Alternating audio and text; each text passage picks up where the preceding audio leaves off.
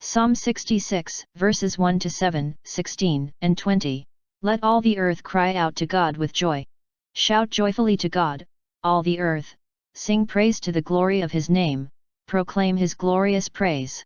Say to God, how tremendous are your deeds! Let all on earth worship and sing praise to you, sing praise to your name.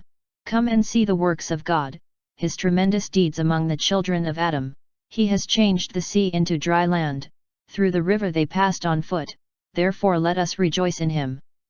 He rules by his might forever.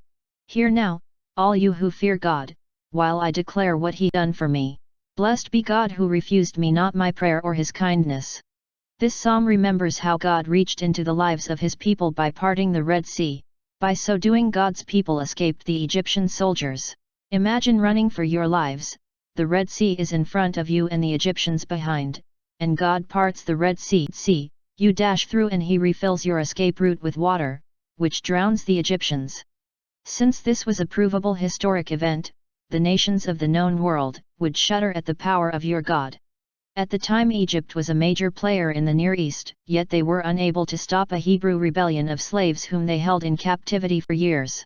Recall that Rahab had hidden 2 of Joshua's spies who were in Jericho to prepare for an upcoming battle.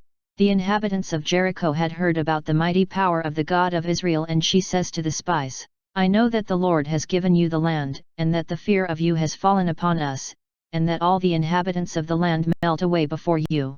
For we have heard how the Lord dried up the water of the Red Sea before you when you came out of Egypt, and what you did to the 2 kings of the Amorites that were beyond the Jordan, to Sihon and Og, whom you utterly destroyed. Surely, the power and the deeds of Israel's God were well known and he was feared by many.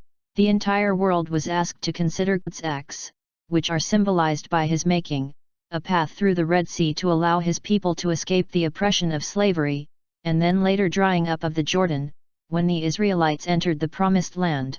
The psalmist's experience gives proof that God listens to the people's prayers. Sooner or later, man has always had to decide whether he worships his own power, or the power of God. Arnold J. Toynbee.